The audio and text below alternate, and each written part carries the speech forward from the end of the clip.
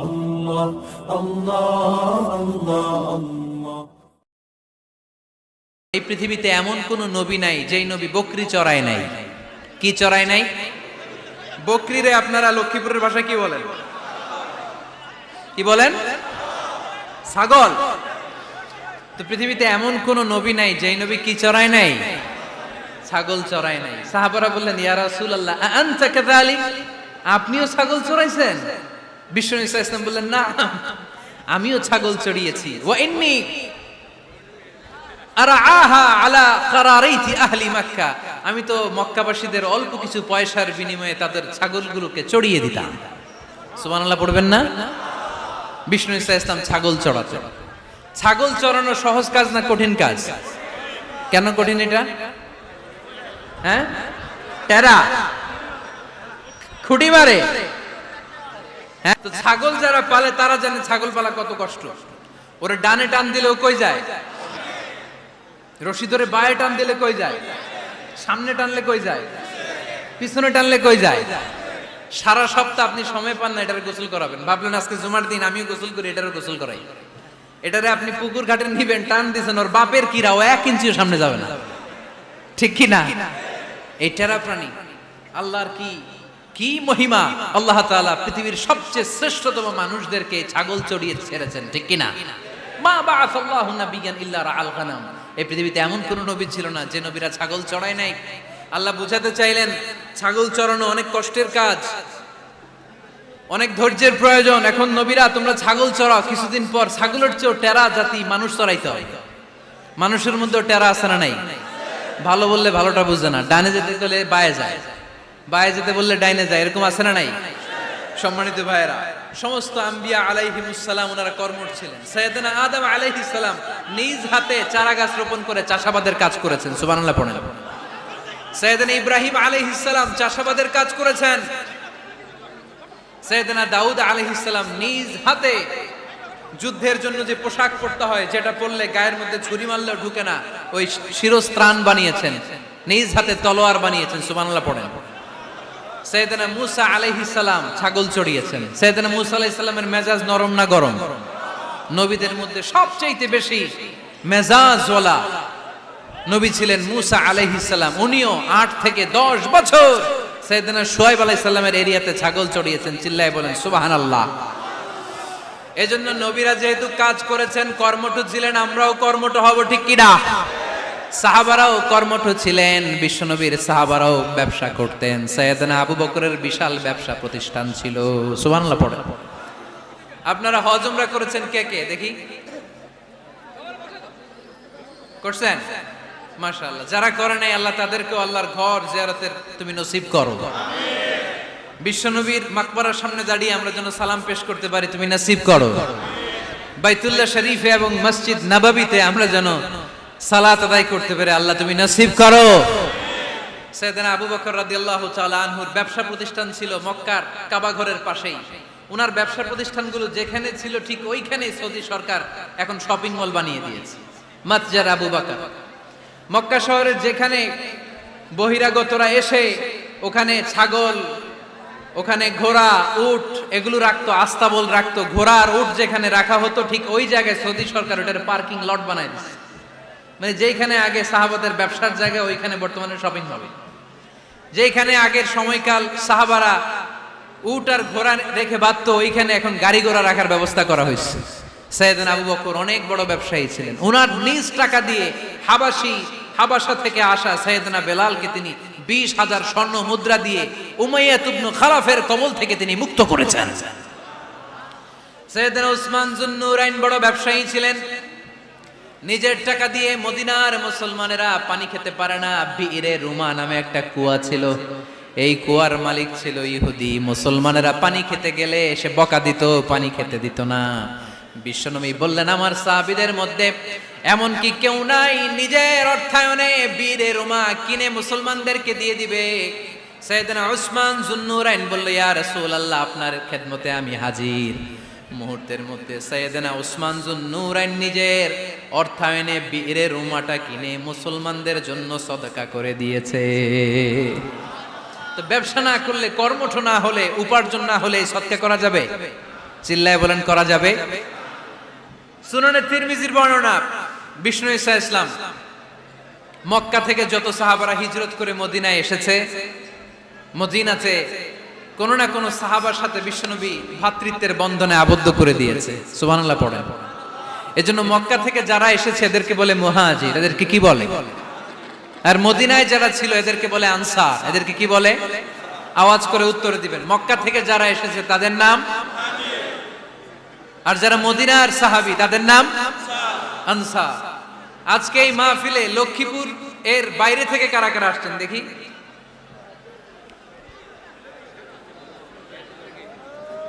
মাশাআল্লাহ মাশাআল্লাহ, অনেক আসছে।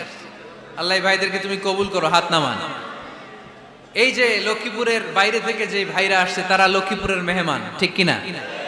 মক্কা থেকে হিজরত করে যে সমস্ত সাহাবারা এসেছিল তারা ছিল মদিনার মেহমান। বিশ্বনবী এক এক মক্কার সাহাবীকে মদিনার এক এক সাহাবীর সাথে ভ্রাতৃত্বের বন্ধনে আবদ্ধ করে দিলেন।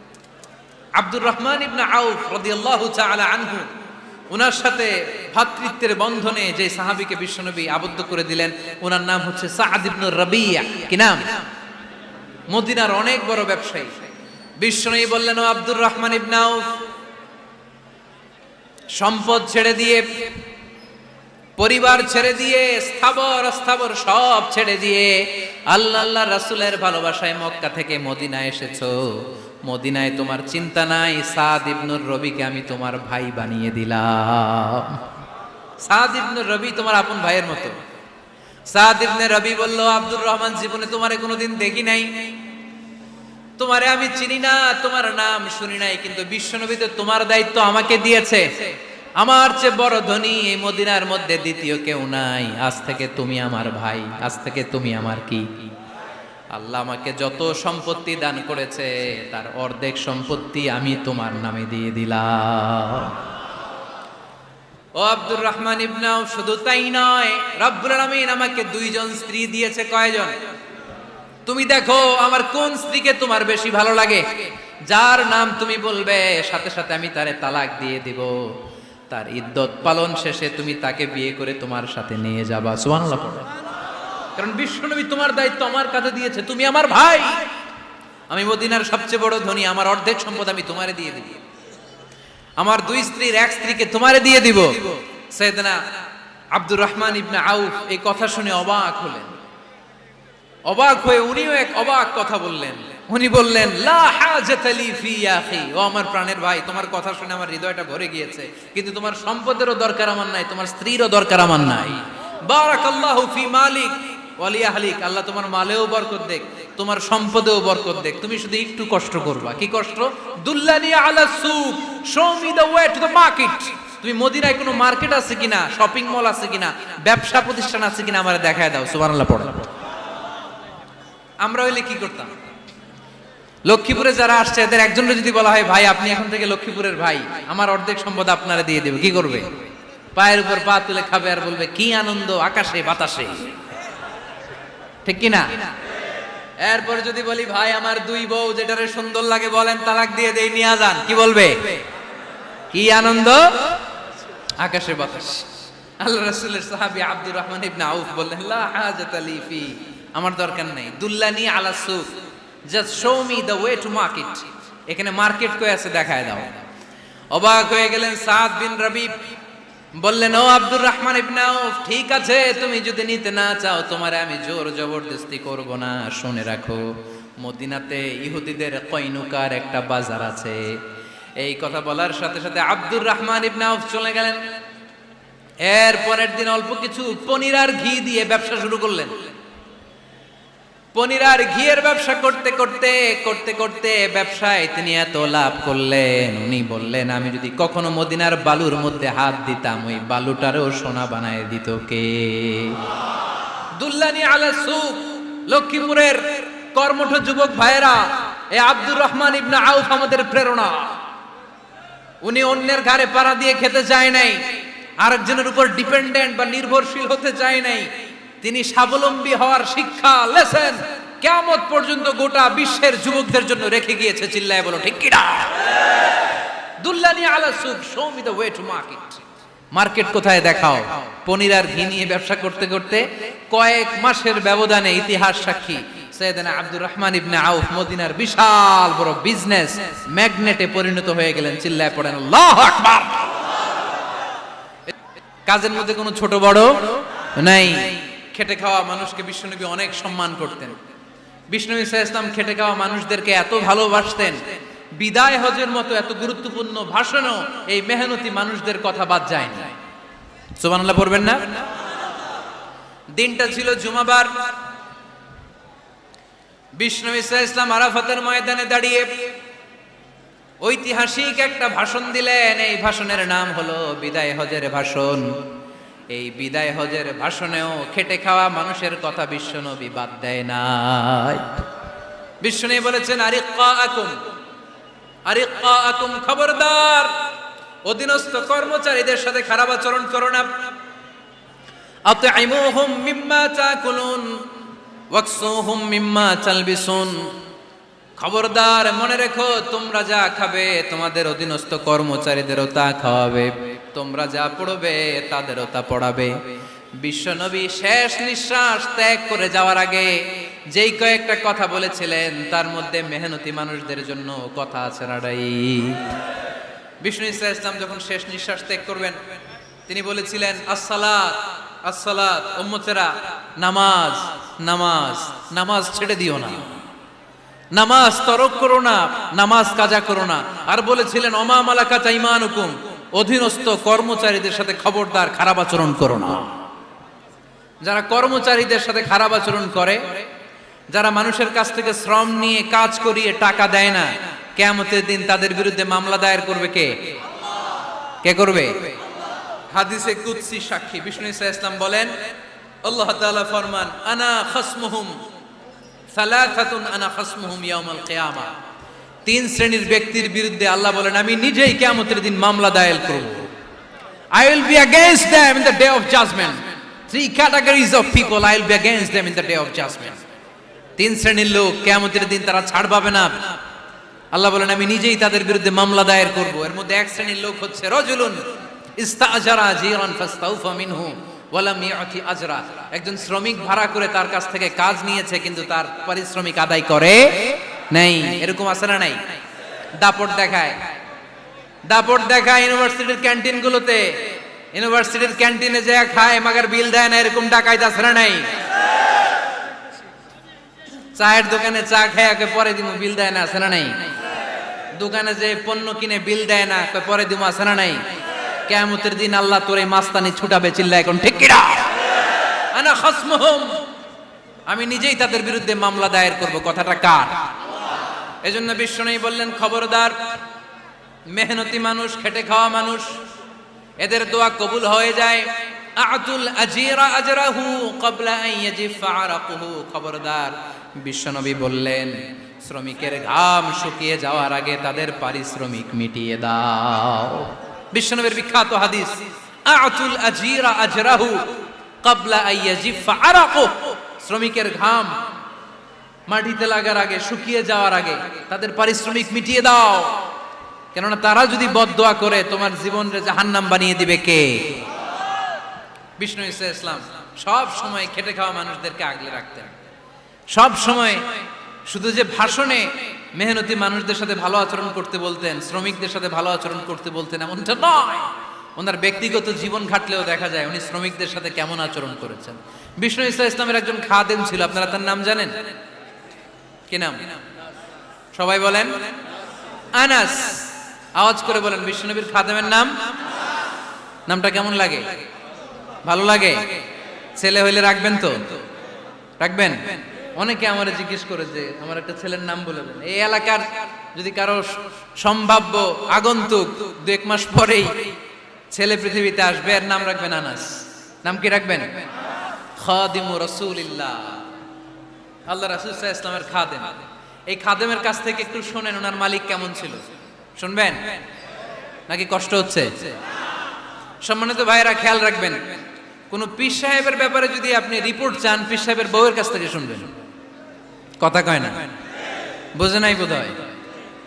একজন পীর সাহেব হুজুর উনি কেমন, রিপোর্ট নেবেন কার কাছ থেকে? কার কাছ থেকে? বউয়ের কাছ থেকে। একজন বড় সাহেব, বড় নেতা, তার ব্যাপারে যদি রিপোর্ট পেতে চান, আমি কয়েকটা জায়গা বলে দিই, এই জায়গাগুলো থেকে রিপোর্ট নেবেন। 1 নাম্বার তার ড্রাইভার, 1 নাম্বার। 2 নাম্বার তার বাড়ির দারোয়ান, 2 নাম্বার। 3 নাম্বার তার খাদেম, 3 নাম্বার। 4 নাম্বার তার ঘরের কাজের মেয়ে, 4 নাম্বার। এদের কাছ থেকে আসল রিপোর্ট পাওয়া যায়, ঠিক কিনা? এবার বিশ্বনবীর ব্যাপারে বিশ্বনবীর খাদেম কি বলে শুনবেন? বুঝে নাই বোধহয়।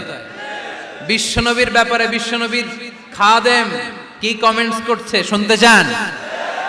খাদেমের নাম আরো জোরে বলতে হবে।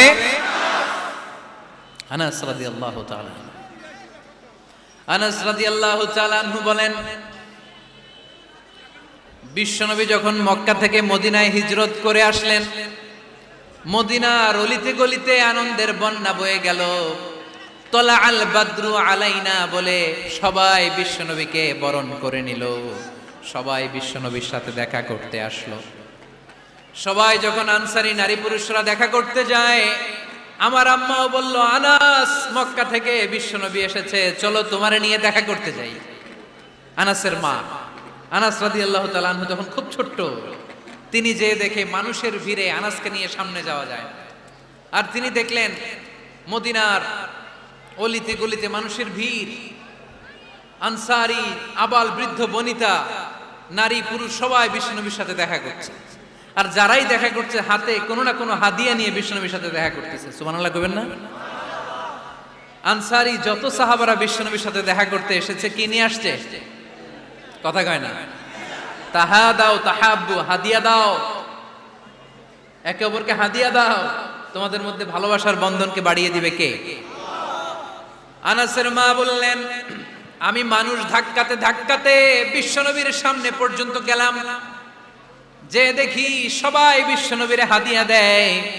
আমি বিশ্বনবীর সামনে যে কাঁদো কাঁদো স্বরে বললাম, ইয়া রাসূলুল্লাহ, ইয়া হাবিবাল্লাহ, লাম ইউবকি রাজুলুন ওয়ালা ইমরাআতুন মিনাল আনসার ইল্লা ক্বাদ আতহাফাকা বিতুহফা।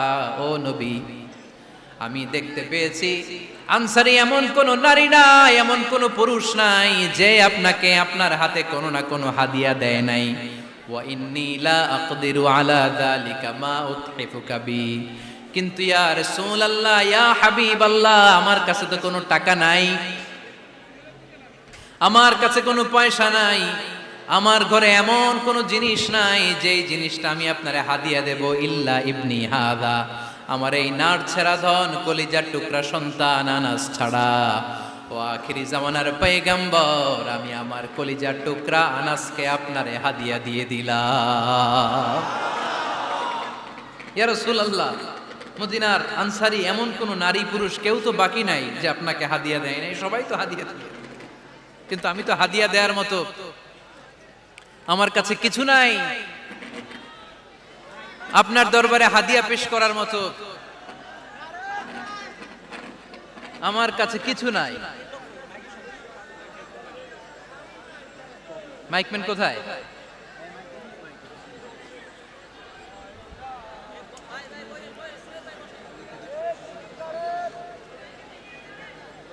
কোথায় মাইকম্যান? কি সমস্যা?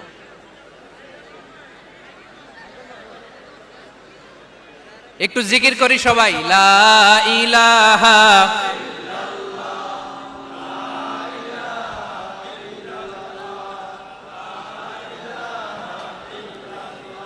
লা ইলাহা ইল্লাল্লাহু মুহাম্মাদুর রাসূলুল্লাহ সাল্লাল্লাহু। আপনারা কি হাদিস থেকে নেয়া এই গল্পটা বুঝতে পেরেছেন? কথাটা শুনতেছিলেন? আনাস রাদিয়াল্লাহু তাআলা আনহুর মা বললেন, ইয়া রাসূলুল্লাহ, আনসারী এমন কোন নারী নাই, এমন কোন পুরুষ নাই যে আপনারা হাদিয়া দেয় নাই, কিন্তু আমার তো হাদিয়া দেওয়ার মতো কিছু নাই, আমার এই কলিজার টুকরা আনাস ছাড়া। কি আর আমি করব, আমার কলিজার টুকরা আনাসকে আমি আপনার দরবারে হাদিয়া দিয়ে দিলাম।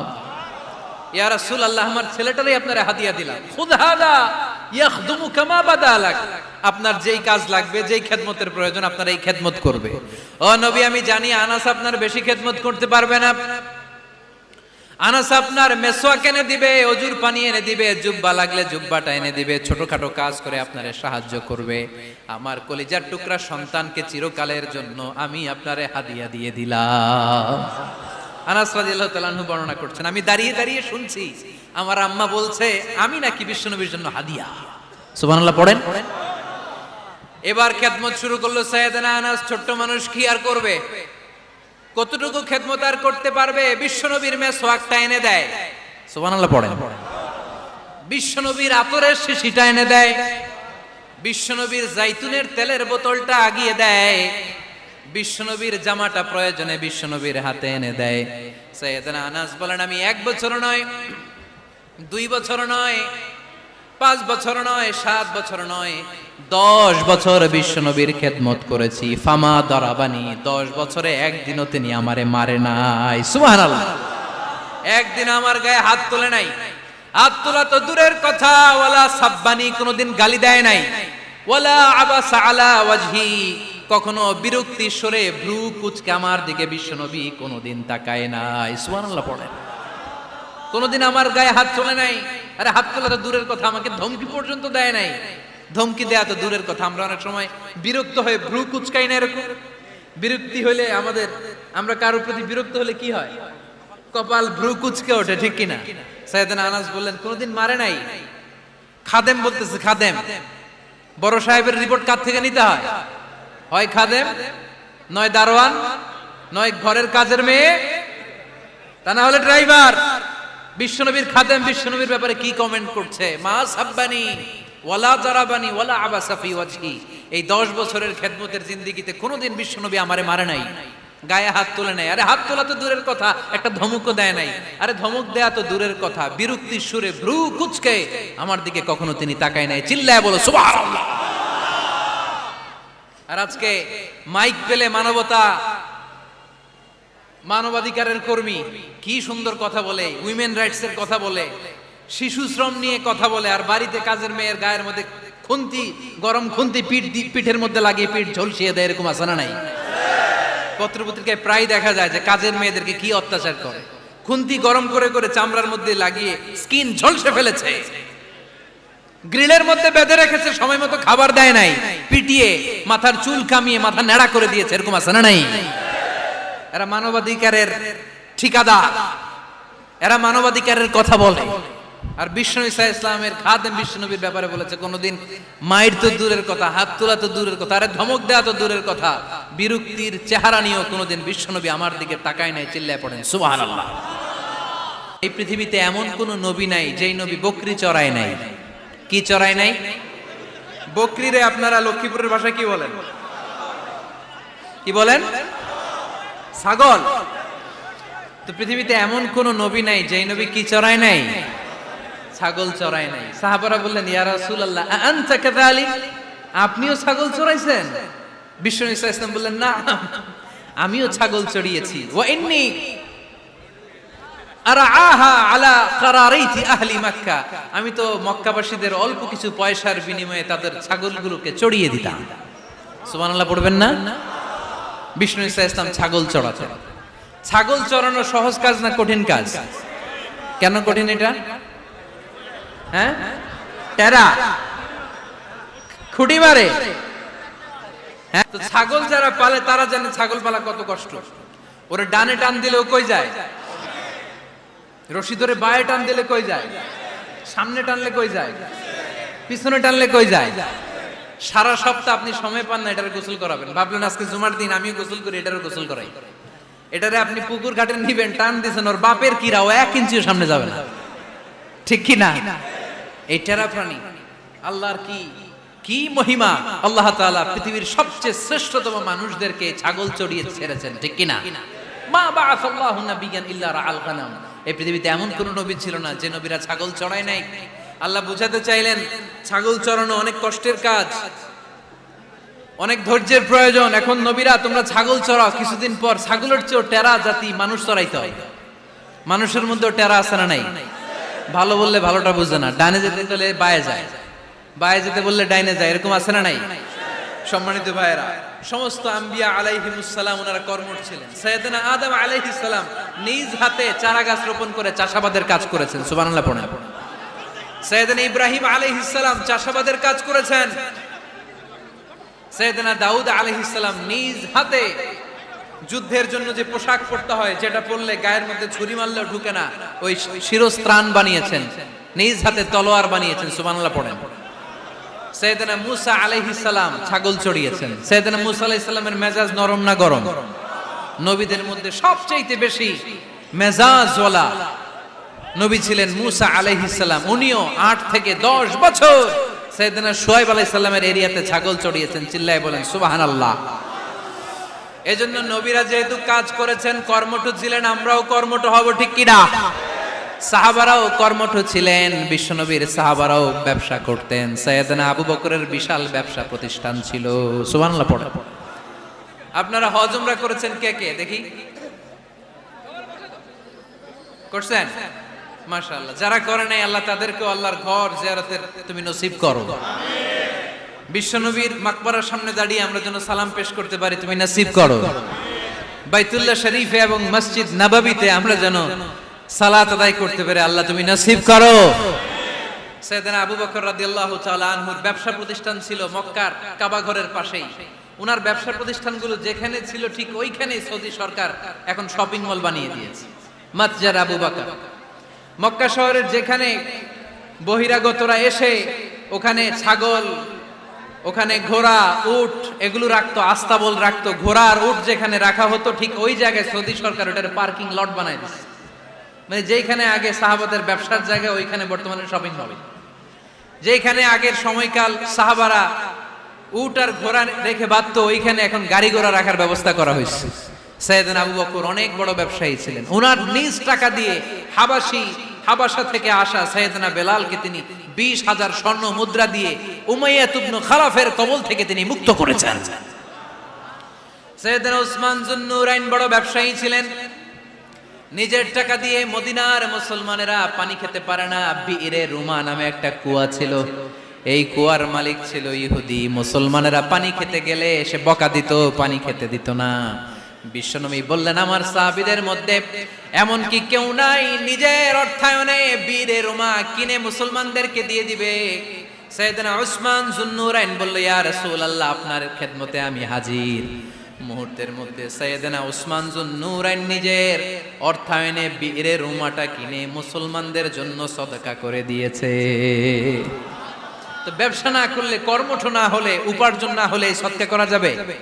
চিল্লায় বলেন করা যাবে? সুনানে তিরমিজির বর্ণনা, বিষ্ণু ঈসা ইসলাম মক্কা থেকে যত সাহাবারা হিজরত করে মদিনায় এসেছে, মদিনাতে কোন না কোন সাহাবার সাথে বিশ্বনবী ভ্রাতৃত্বের বন্ধনে আবদ্ধ করে দিয়েছে, সুবহানাল্লাহ পড়েন। এজন্য মক্কা থেকে যারা এসেছে এদেরকে বলে মুহাজির, এদেরকে কি বলে? আর মদিনায় যারা ছিল এদেরকে বলে আনসার, এদেরকে কি বলে? আওয়াজ করে উত্তর দিবেন। মক্কা থেকে যারা এসেছে তাদের নাম, আর যারা মদিনার সাহাবী তাদের নাম আনসার। আজকে এই মাহফিলে লক্ষ্মীপুর এর বাইরে থেকে কারা কারা আসছেন দেখি?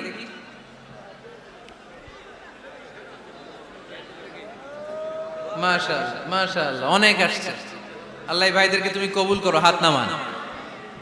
এই যে লক্ষ্মীপুরের বাইরে থেকে যে ভাইরা আসছে তারা লক্ষ্মীপুরের মেহমান, ঠিক কিনা? মক্কা থেকে হিজরত করে যে সমস্ত সাহাবারা এসেছিল তারা ছিল মদিনার মেহমান। বিশ্বনবী এক এক মক্কার সাহাবীকে মদিনার এক এক সাহাবীর সাথে ভ্রাতৃত্বের বন্ধনে আবদ্ধ করে দিলেন। আব্দুর রহমান ইবনে আউফ রাদিয়াল্লাহু তাআলা আনহু, ওনার সাথে ভ্রাতৃত্বের বন্ধনে যে সাহাবীকে বিশ্বনবী আবদ্ধ করে দিলেন ওনার নাম হচ্ছে সাআদ ইবনে রাবিয়া। কি নাম? মদিনার অনেক বড় ব্যবসায়ী। বিশ্বনবী বললেন, ও আব্দুর রহমান ইবনে আউফ, সম্পদ ছেড়ে দিয়ে, পরিবার ছেড়ে দিয়ে, স্থাবর অস্থাবর সব ছেড়ে দিয়ে আল্লাহ রাসূলের ভালোবাসায় মক্কা থেকে মদিনায় এসেছো। মদিনায় তোমার চিন্তা নাই, সাদ ইবনুর রবিকে আমি তোমার ভাই বানিয়ে দিলাম। সাদ ইবনুর রবি তোমার আপন ভাইয়ের মতো।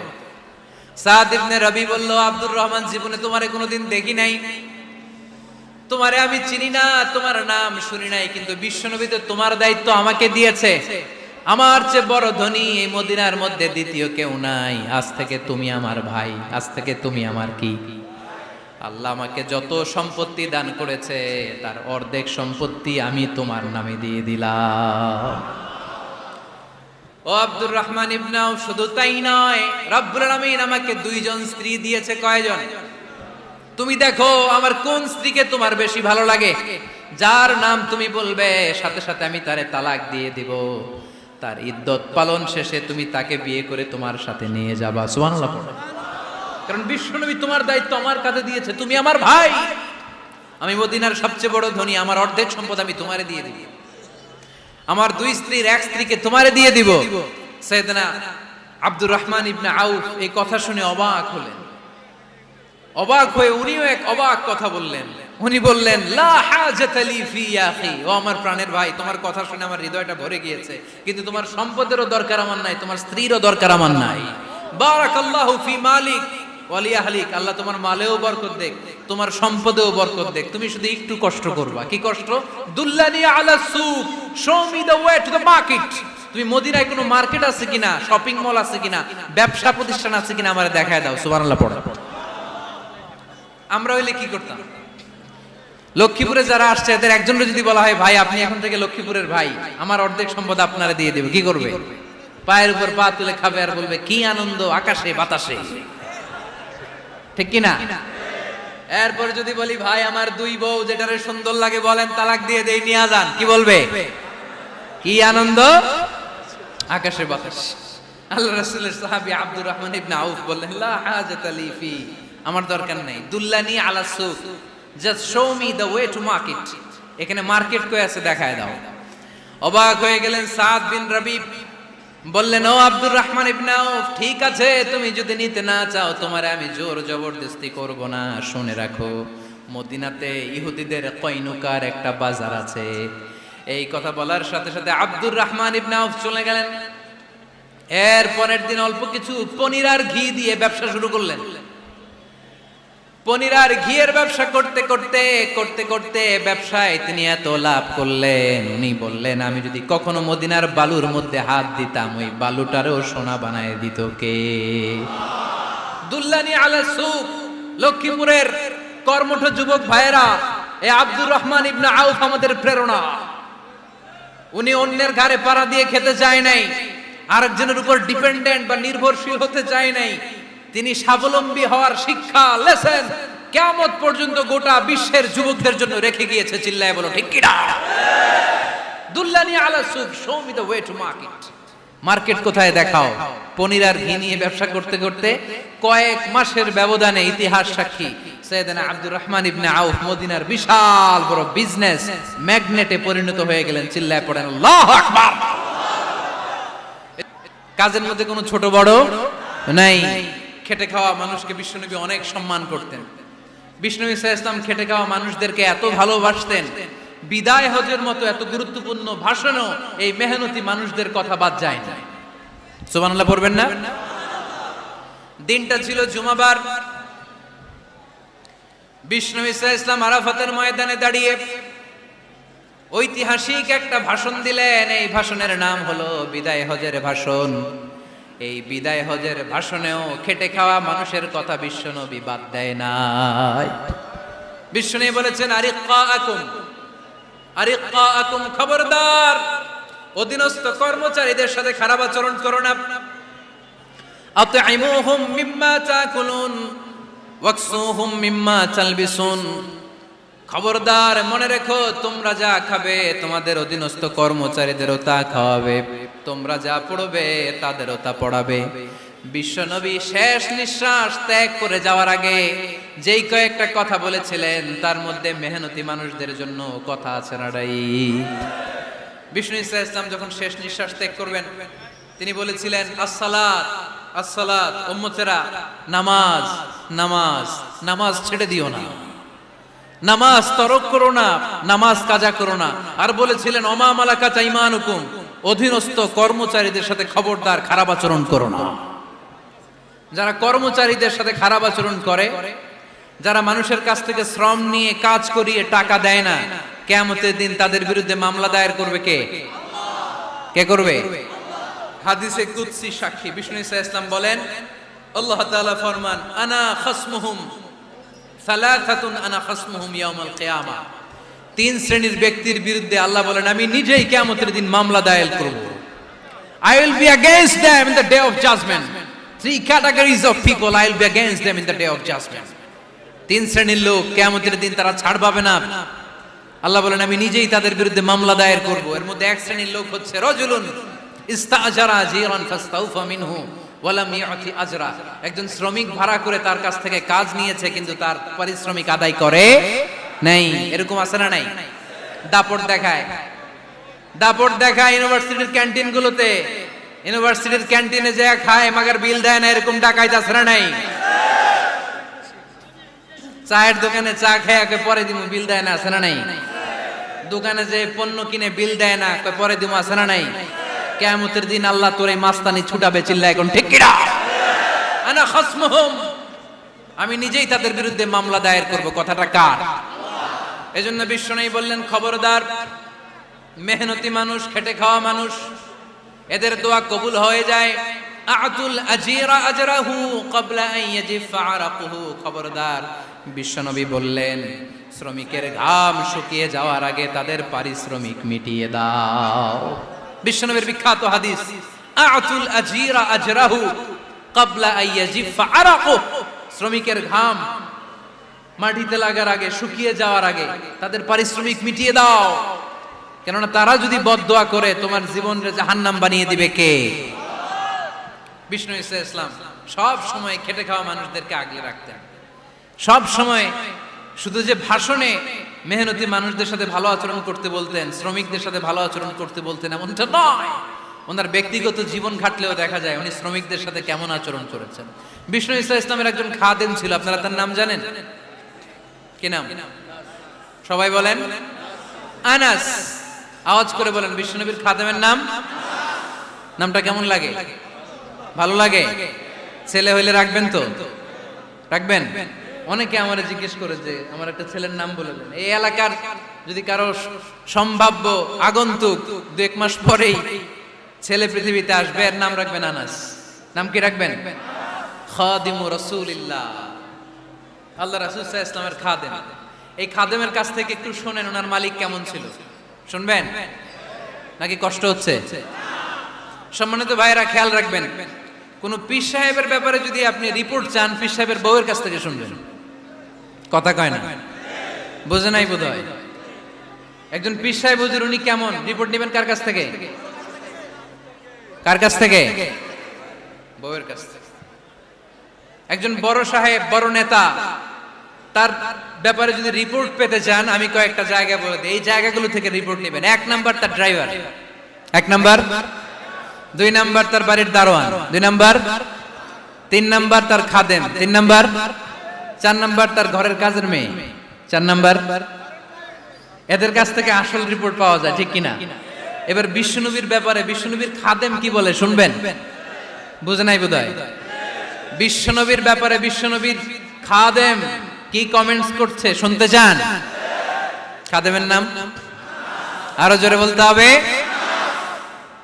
আনাস রাদিয়াল্লাহু তাআলা, আনাস রাদিয়াল্লাহু তাআলা আনহু বলেন,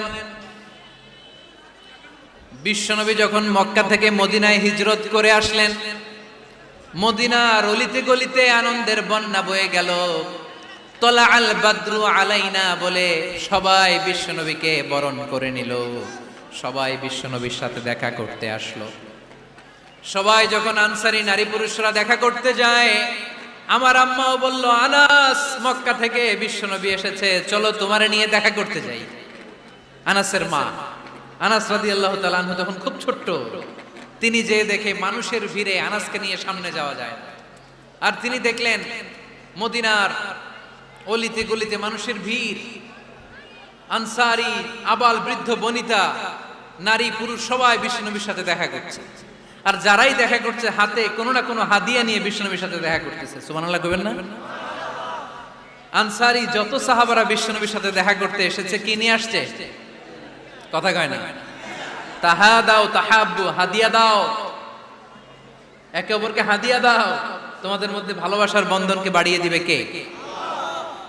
আনাসের মা বললেন, আমি মানুষ ধাক্কাতে ধাক্কাতে বিশ্বনবীর সামনে পর্যন্ত গেলাম, যে দেখি সবাই বিশ্বনবীর হাদিয়া দেয়।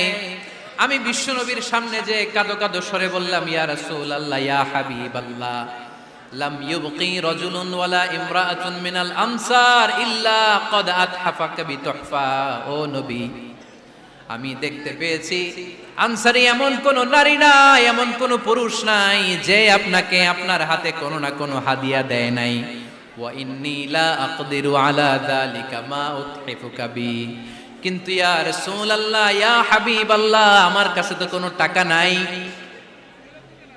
আমার কাছে কোনো পয়সা নাই, আমার ঘরে এমন কোনো জিনিস নাই যেই জিনিসটা আমি আপনারে হাদিয়া দেব, ইল্লা ইবনি হাদা, আমার এই নার ছেড়া ধন কলিজার টুকরা সন্তান আনাস ছাড়া। ও আখিরি জামানার পয়গম্বর, আমি আমার কলিজার টুকরা আনাসকে আপনারে হাদিয়া দিয়ে দিলাম।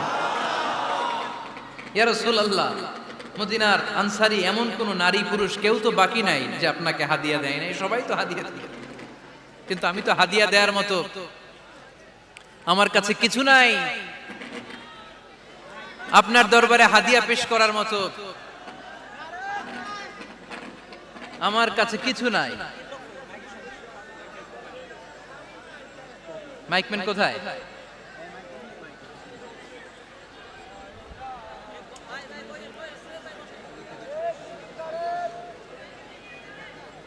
কোথায় মাইকম্যান?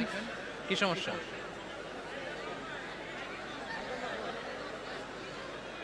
একটু জিকির করি সবাই, লা ইলাহা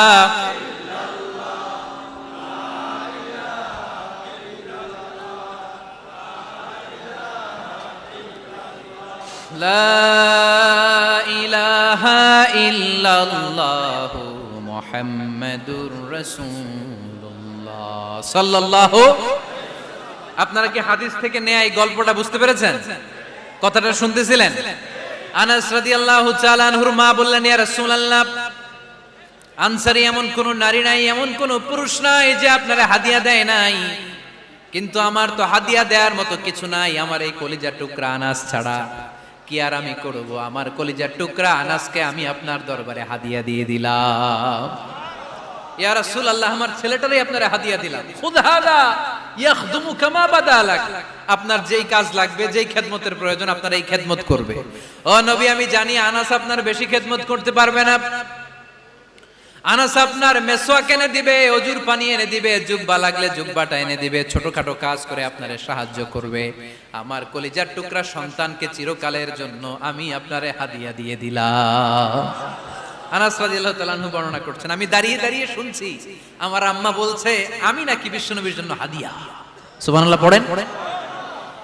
এবার খেদমত শুরু করলো সাইয়েদনা আনাস। ছোট্ট মানুষ কি আর করবে, কতটুকু খেদমত আর করতে পারবে? বিশ্বনবীর মেসওয়াকটা এনে দেয়। সুবহানাল্লাহ পড়েন। বিশ্বনবীর আতরের শিশিটা এনে দেয়, বিশ্বনবীর জাইতুনের তেলের বোতলটা আগিয়ে দেয়, বিশ্বনবীর জামাটা প্রয়োজনে বিশ্বনবীর হাতে এনে দেয়। সাইয়েদনা আনাস বলেন, আমি 1 বছর নয়, 2 বছর নয়, 5 বছর নয়, 7 বছর নয়, 10 বছর বিশ্বনবীর খেদমত করেছি। ফামা দরাবানি, 10 বছরে একদিনও তিনি আমারে মারে নাই। সুবহানাল্লাহ। একদিন আমার গায়ে হাত তোলে নাই, হাত তোলা তো দূরের কথা, ওয়ালা সাব্বানি, কোনদিন গালি দেয় নাই, ওয়ালা আবাসা আলা ওয়াজহি, কখনো বিরক্তি স্বরে ভ্রু কুঁচকে আমার দিকে বিশ্বনবী কোনদিন তাকায় নাই। সুবহানাল্লাহ পড়েন। কোনদিন আমার গায়ে হাত তোলে নাই। আরে হাত তোলা তো দূরের কথা, আমাকে ধমকি পর্যন্ত দেয় নাই। ধমকি দেয়া তো দূরের কথা, আমরা অনেক সময় বিরক্ত হয়ে ভ্রু কুঁচকাই না, এরকম বিরক্তি হলে আমরা কারোর প্রতি বিরক্ত হলে কি হয়, কপাল ভ্রু কুঁচকে ওঠে, ঠিক কিনা? সাইয়েদনা আনাস বললেন, কোনদিন মারে নাই। খাদেম বলতেছে, খাদেম, বড় সাহেবের রিপোর্ট কার থেকে নিতে হয়? হয় খাদেম, নয় দারোয়ান, নয় ঘরের কাজের মেয়ে, তা না হলে ড্রাইভার। বিশ্বনবীর খাদেম বিশ্বনবীর ব্যাপারে কি কমেন্ট করছে? মা সাব্বানি ওয়ালা জারাবানি ওয়ালা আবাসা ফি ওয়াজহি। এই 10 বছরের খেদমতের জিন্দেগিতে কোনোদিন বিশ্বনবী আমারে মারে নাই, গায়ে হাত তুলে নাই। আরে হাত তোলা তো দূরের কথা, একটা ধমকও দেয় নাই। আরে ধমক দেয়া তো দূরের কথা, বিরক্তির সুরে ভ্রু কুঁচকে আমার দিকে কখনো তিনি তাকায় নাই। চিল্লায় বলো সুবহানাল্লাহ। আর আজকে মাইক পেলে মানবতা, মানবাধিকারের কর্মী কি সুন্দর কথা বলে, উইমেন রাইটস এর কথা বলে, শিশু শ্রম নিয়ে কথা বলে, আর বাড়িতে কাজের মেয়ের গায়ের মধ্যে খুন্তি, গরম খুন্তি পিঠের মধ্যে লাগিয়ে পিঠ ঝলসিয়ে দেয়, এরকম আছে না নাই? পত্রপত্রিকায় প্রায় দেখা যায় যে কাজের মেয়েদেরকে কি অত্যাচার করে, খুন্তি গরম করে করে চামড়ার মধ্যে লাগিয়ে স্কিন ঝলসে ফেলেছে, গ্রিলের মধ্যে বেঁধে রেখেছে, সময় মতো খাবার দেয় নাই, পিটিয়ে মাথার চুল কামিয়ে মাথা নেড়া করে দিয়েছে, এরকম আছে না নাই? এরা মানবাধিকারের ঠিকাদার, এরা মানবাধিকারের কথা বলে। আর বিশ্বনবী সাল্লাল্লাহু আলাইহি ইসলামের খাদেম বিশ্বনবীর ব্যাপারে বলেছে, কোনদিন মায়ের তো দূরের কথা, হাত তোলা তো দূরের কথা, আরে ধমক দেওয়া তো দূরের কথা, বিরক্তির চেহারা নিয়েও কোনদিন বিশ্বনবী আমার দিকে তাকায় নাই। চিল্লায় পড়েন সুবহানাল্লাহ।